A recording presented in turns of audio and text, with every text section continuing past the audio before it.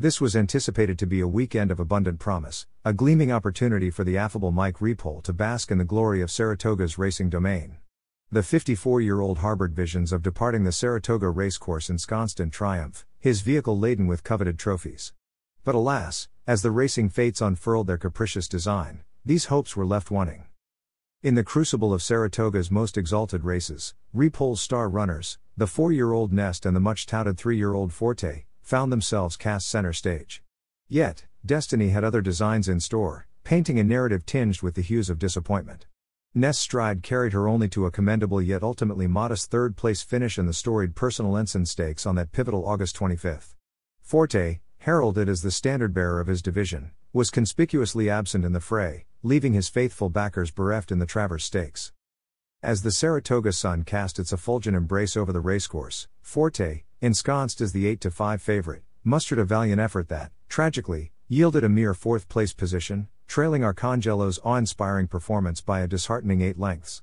The latter, guided by the artistry of jockey Javier Castellano, continued his meteoric ascent, clinching his 4th consecutive triumph and sealing his status as the day's preeminent force.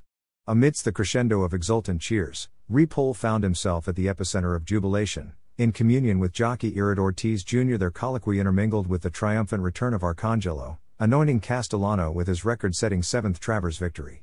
Trainer Jenna Antonucci and owner John Ebert descended from the prestigious clubhouse, immersed in a deluge of adulation that cascaded from the grandstands. Yet, as the euphoria swelled around him, Repole's mind commenced its meticulous excavation of the factors that conspired against their lofty aspirations.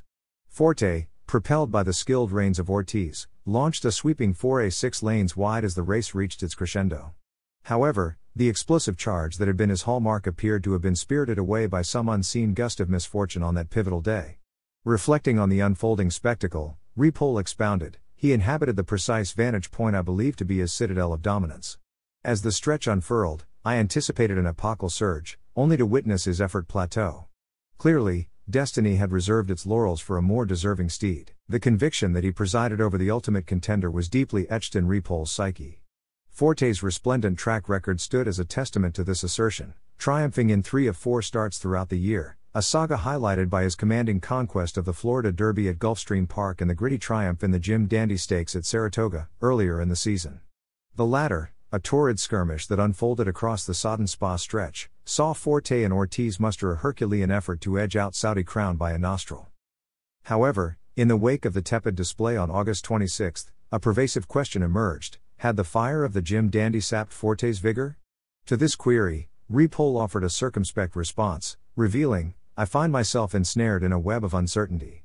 Notwithstanding his reluctance to embrace the notion, he conceded that Forte exhibited a palpable flatness in his stride. As the homestretch beckoned, around the 3/16 marker, his momentum appeared to wane, mused Repole. Am I taken aback by this?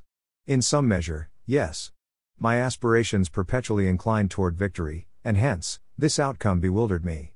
When Irid orchestrates a triumphant coup, traversing wide expanses and vanquishing the field by a margin of 10, jubilation permeates. But when a similar maneuver relegates me to a lamentable 4th place, trailing by a margin of 5, I cannot suppress my disappointment. The essence of reality prevails. From the outset of that fateful August 26 morning, Repole bore unyielding conviction that he shepherded the choicest 3-year-old prodigy within the racing realm.